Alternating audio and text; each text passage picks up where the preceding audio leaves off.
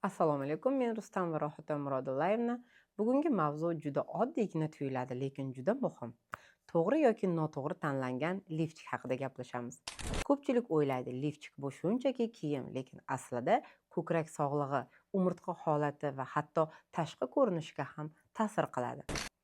Har kuni noto'g'ri lifchik kiyish yillar davomida muammo yig'ib boradi. Keling, birinchi savol: noto'g'ri lifchik qanday oqibatlarga olib keladi? Agar lifchik juda tor bo'lsa, ko'krak siqiladi, qon aylanishi yomonlashadi, teri ostida ishqalanish va qizarish paydo bo'ladi.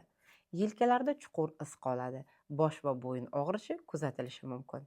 Agar lifchik juda keng bo'lsa, ko'krak yetarli tayanch olmaydi, osilish tezlashadi, tana oldinga oqadi, bel va yelka og'rig'i paydo bo'ladi.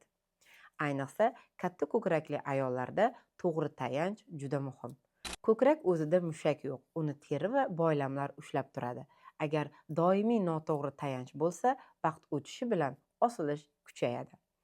Endi eng ko'p uchraydigan xatolar haqida gaplashamiz. Birinchi xato: o'lchamni taxmin bilan tanlash. Ko'pchilik bir marta o'lcham bilib oladi va yillar davomida o'sha raqamli o'lchamda kiyinishadi. Lekin tana o'zgaradi, vazn o'zgaradi, tug'ruq bo'ladi, gormonal fon o'zgaradi. Shuning uchun o'lchamni vaqti bilan qayta aniqlashga to'g'ri keladi. Ikkinchi xato: chiroyga qarab tanlash. Chiroyli ko'rinishi mumkin, lekin agar tayanch noto'g'ri bo'lsa, u sog'liq uchun zararli. Uchinchi xato: sport bilan shug'ullanganda oddiy lifchik kiyish. Sport vaqtida ko'krak kuchli harakat qiladi. Maxsus sport lifchigi bo'lmasa, boylamlar cho'ziladi va osilish tezlashadi. To'g'ri lifchik qanday bo'lishi kerak?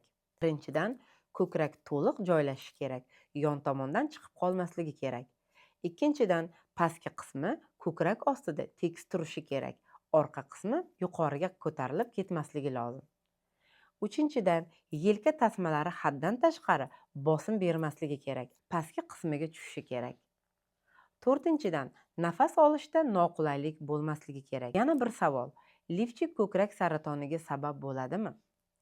Ilmiy asoslangan dalillar yo'q, lekin tor lifchik saraton chaqiradi degan fikr isbotlanmagan. Lifchik qon aylanishiga noqulaylik berishi va teri muammolariga olib kelishi mumkin. Tug'ruqdan keyin ham lifchik tanlash juda muhim. Emizish davrida maxsus modellardan foydalanish kerak. Keyinchalik esa ko'krak shakli o'zgargani uchun yangi o'lcham tanlash zarur.